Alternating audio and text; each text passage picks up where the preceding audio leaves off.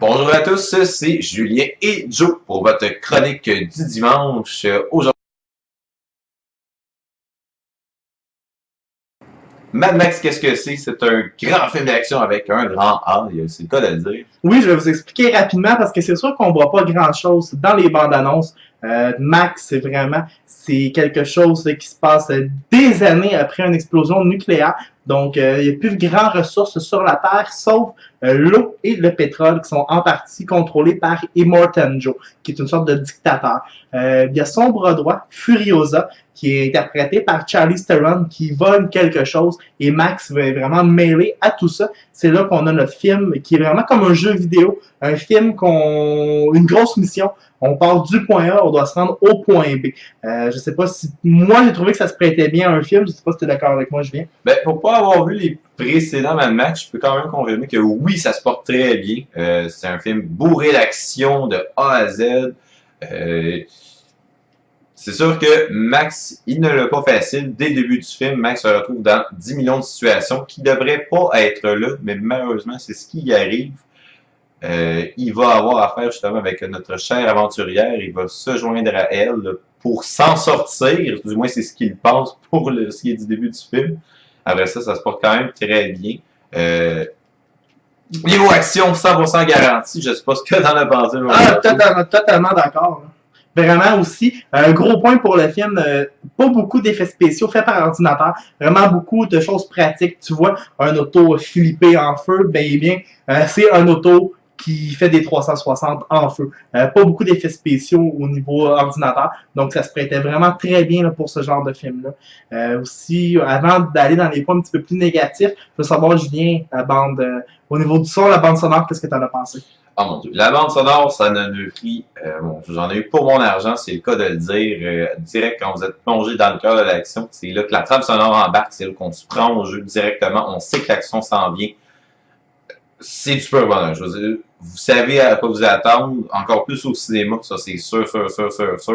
Direct quand l'action commence, la trame sonore suit. Et c'est très assumé dans le film, vous allez voir, il y a beaucoup de moments qu'on met l'emphase en fait sur un peu la musique, les différents instruments qui sont pris dans le film, autant une guitare électrique qui crache le feu, je tiens à le dire. Vraiment, moi c'est mon gros coup de cœur au niveau des personnages là, pour ce film-là. Quelqu'un d'aveugle suspendu à des amplis avec une guitare électrique qui crache du feu, moi j'ai trouvé ça vraiment fantastique. Je trouvais que ça se prêtait bien à l'univers steampunk un petit peu là, du film. Pour revenir à la musique, vous donner une petite idée, si vous êtes amateur de trame sonore ou juste de cinéma, c'est Junkie XL qui s'est occupé de la réalisation musicale, entre autres travaillé avec Hans Zimmer sur le dernier Man of Steel, donc Superman, et il travaillera sur le prochain Batman vs Superman, qui risque d'être excellent. Donc moi, ça l'a mis la barre très haute juste pour le son, pour le prochain Batman vs Superman, parce que c'était vraiment, je vous dirais, juste pour la trame sonore, un beau 10 pour Mad Max.